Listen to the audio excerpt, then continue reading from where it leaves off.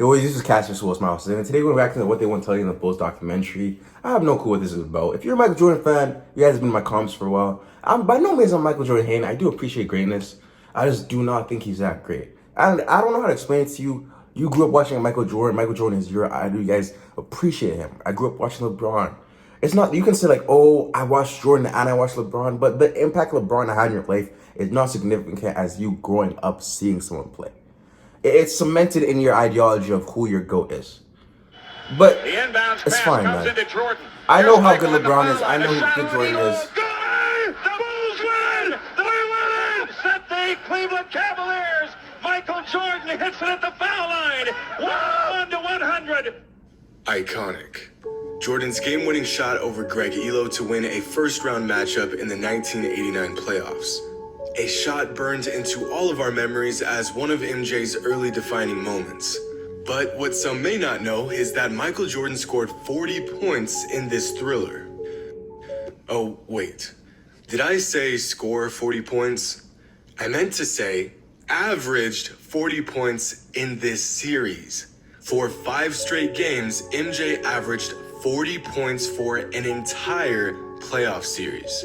But then again, dominance of this caliber was nothing new to Jordan because in the season prior, he averaged over 45 points a game against the same Cavs team in the first round of the playoffs. In fact, Jordan averaged over 40 points per game for an entire playoff series on 6 separate occasions. But when you consider the...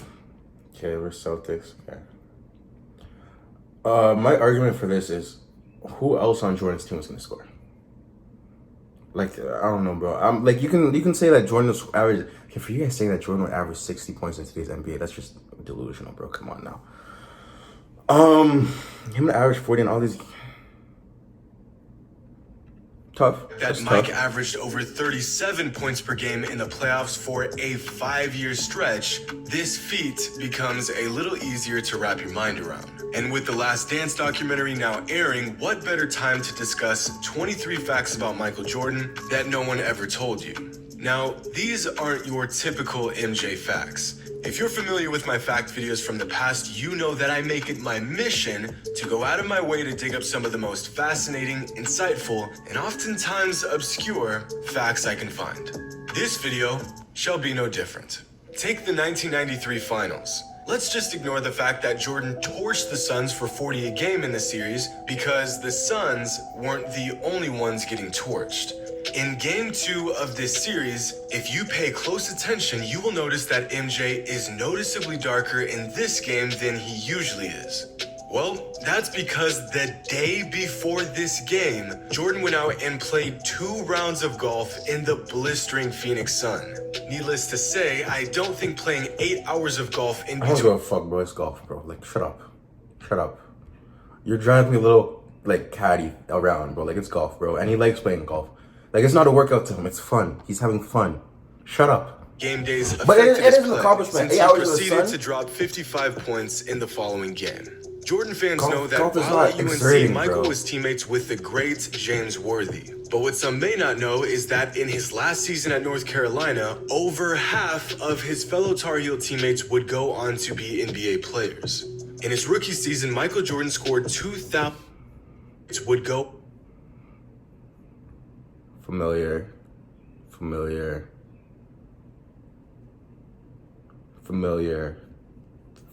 I don't know the rest. Just this one, just these three.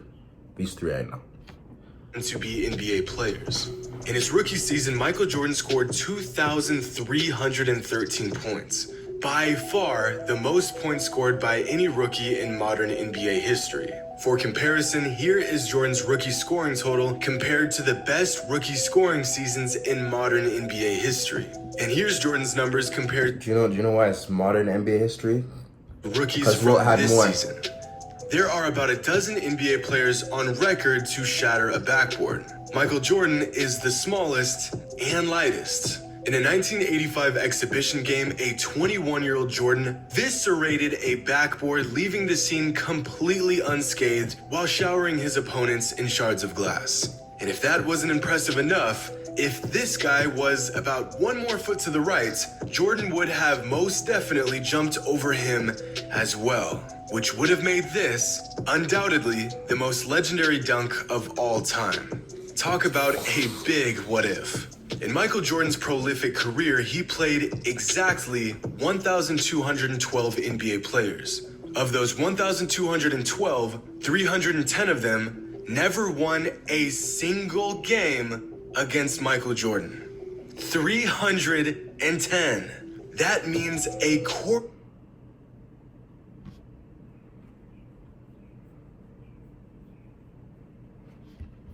of the players who played against Michael in their NBA career never beat him. 74 never lost to him.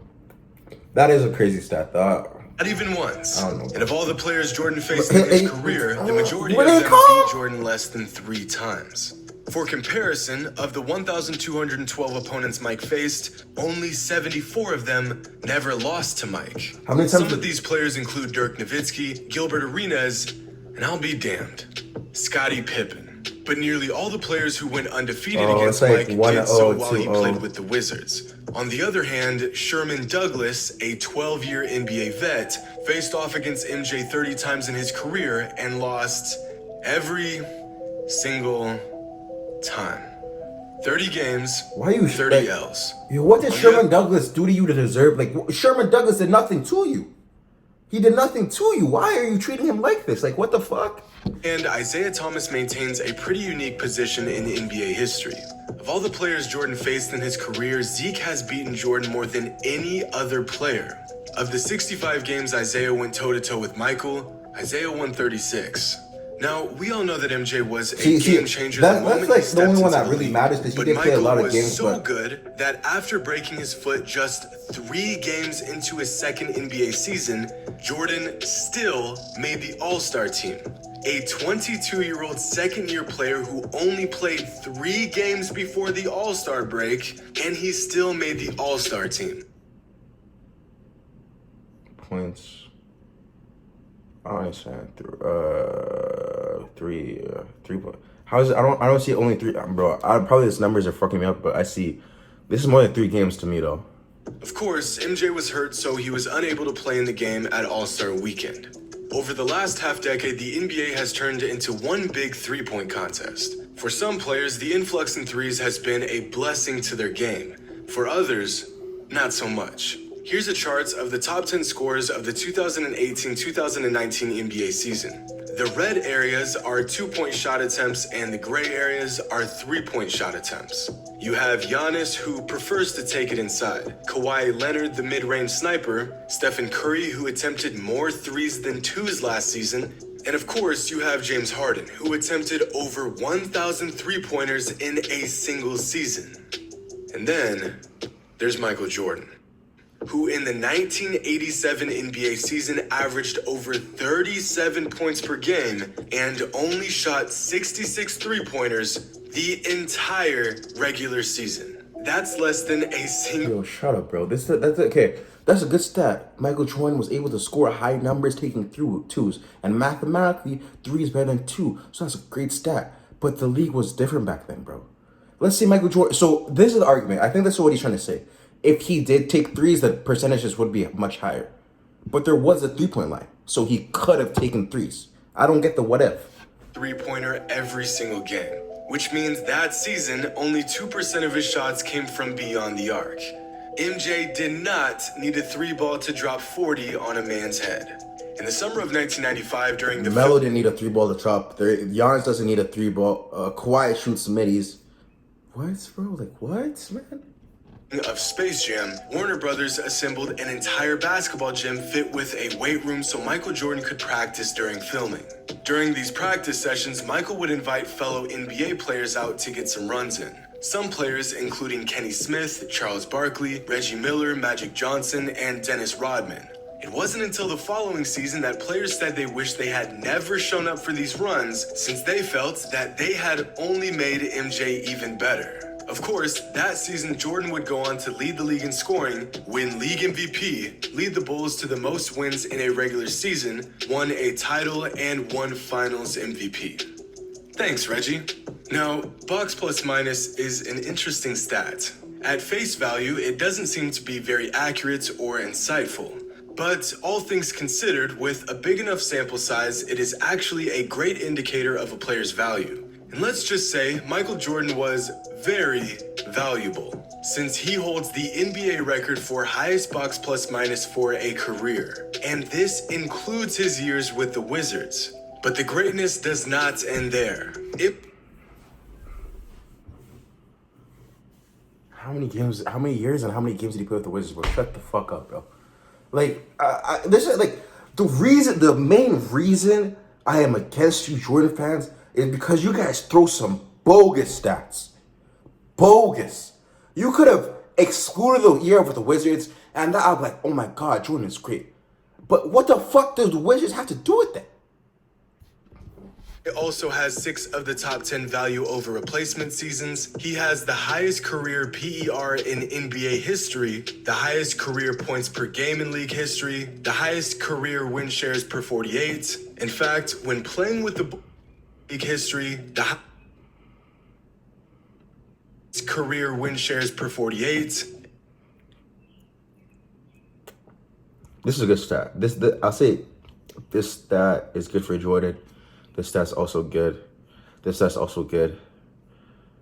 I don't know about this one, bro. Because you got Jerry West there, bro. You got Jerry West, Bob Pettit.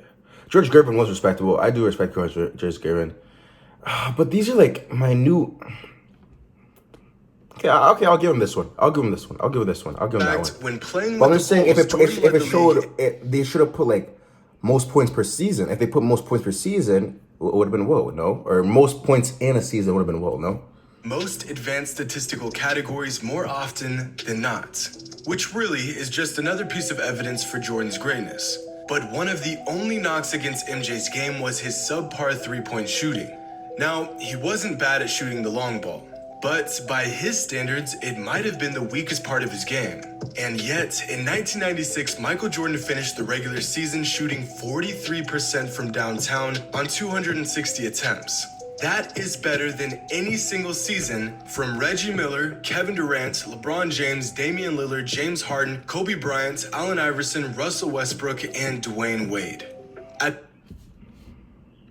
Kobe Bryant, Allen Iverson, Russell Westbrook, and Dwayne Wade. He is not a shooter. He is a shooter, yes. But he took 500 more threes, bro. Like 200 more threes. You guys don't see LeBron as a shooter either. KD, yes. Reggie Miller, yes. Okay. Kobe Bryant, yes, he's a shooter. James Harden, yes, he's a shooter. James Harden's inefficient. I don't know why you put him. 2012 James Harden. Because if it showed most, it's probably like a lower percentage for more recent James Harden. Iverson was also not a great three-point shooter. Dwayne was also not. There's a lot of not good three-point shooters on this list, bro. But I will say Dame, KD, Reggie, Kobe, 2012 Harden, 2003 Kobe. Okay. At the conclusion, 2019 D Wade. Allen Iverson, Russell Westbrook, and Dwayne. Bro, come on. Wade. At the conclusion of his senior season in high school, Michael Jordan scored 30 points in the McDonald's All-American game, a new scoring record for the event and one that would stand for 18 years. Yet, Jordan didn't even win MVP of the game. Adrian Branch from the East and Aubrey Sherrod from the West both won co-MVP with 24 points and 19 points respectively. And before we continue, let's learn about one of the rarest feats. How many assists, how many rebounds do they have? Why don't you fuck this nigga, bro? Leading a team to a championship while leading the league in scoring. When you exclude Michael Jordan, here is the entire list of every player to ever accomplish this feat.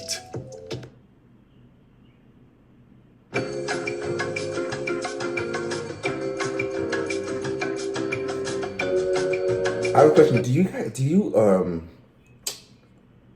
MJ fans equate scoring to championships?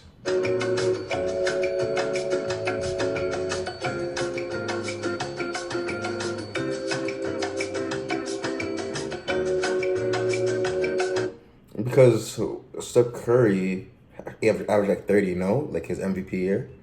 I don't know, bro. This is... I'm gonna say this. LeBron Did was you get that? Not a lot of players.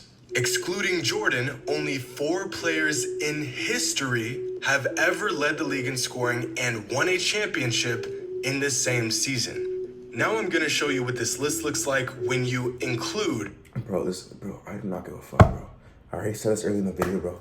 Who else was gonna score in the Bulls except, bro? You guys, like Scottie Pippen, his best season average 22. Dennis Rodman was just getting rebounds.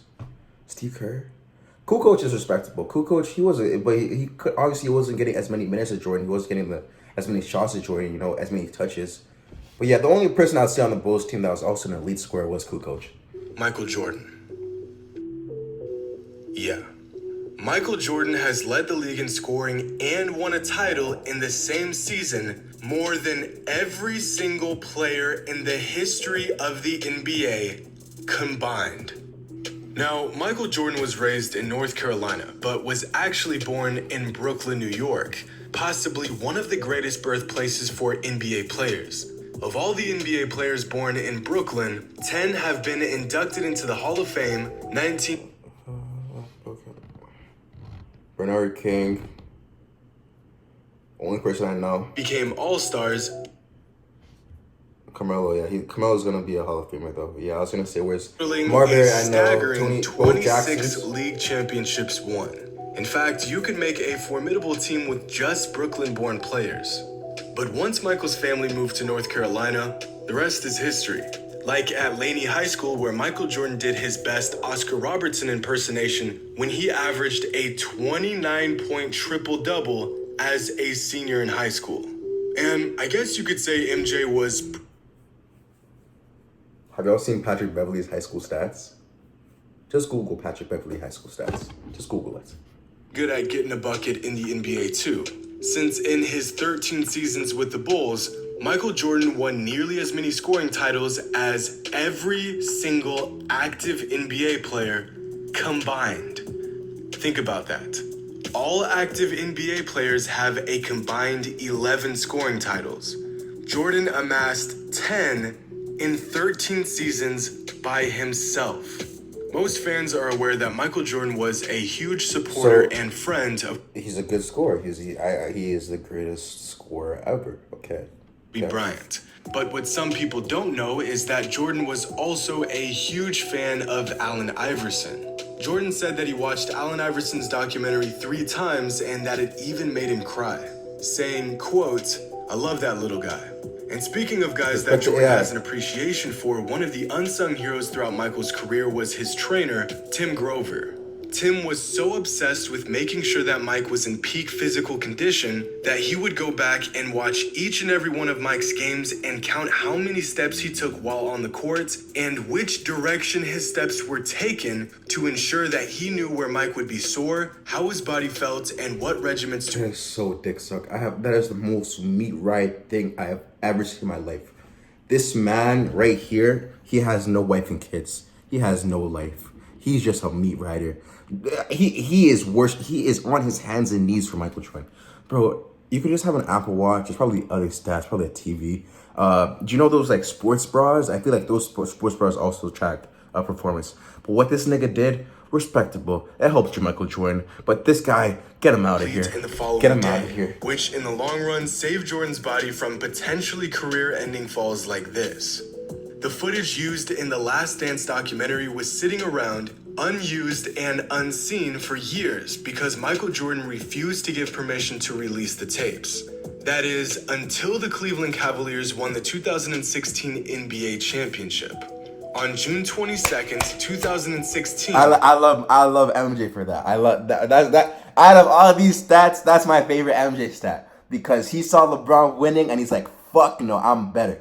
That's respectable. That is respectful. Michael Jordan let him know. He let him know. The day of the Cavs championship parade, Michael Jordan finally agreed to do the documentary. Coincidence? I think not. And while we're on the topic of the Last Dance documentary, on Michael Jordan's basketball reference... And while we're on the top... Okay, 10 times scoring time, 3 times steal time. That's respectable. 3 times pretty good. All rookie, defensive player of the year, 5 times MVP, and 9 times. 5 for 1984. Okay, that's respectful. I feel like compared to the average NBA player, these stats like do look great because you see like okay, every single time Curry doesn't have a Finals MVP. Not all people that like were Rookie of the Years lived up to their hype. Not all the people that were high draft picks lived up to their hype. The all defensive, it does really speak a loads. Scoring champ does speak loads. All NBA does he's in the NBA, bro. He's gonna be all NBA. 40-time All Star. I feel like he should have more all NBAs. I don't know how many seasons did he play. He should have more MVP. Probably because of the Wizards. That probably did affect him. The MVPs do. Y'all were saying that he does deserve more MVPs. But you said because he doesn't. You don't count them. Okay, bro. I really don't give a fuck. But yeah, looking at this as a face value, these are really good stats. Compared to LeBron, these are good stats. Compared to the average NBA player, these are even greater stats. Of the Last Dance documentary, on Michael Jordan's basketball reference page, you can find a Last Dance viewer's guide, an all-inclusive summary of the Bulls' final title run. This includes every game, every play, and even every shot from the Bulls' historic 1997-1998 championship season. This is an incredibly insightful page that you can reference while watching the Last Dance documentary. So whether you're a stat nerd or just interested in some of the more finer details behind the story, I highly suggest you check out this page. Tune into the Last Dance documentary Sundays on ESPN and ESPN2. Go even further down the deep, illustrious, and strikingly entertaining rabbit hole that is Michael Jordan's career. No, this is not a paid advertisement for the documentary. It's just really, really good.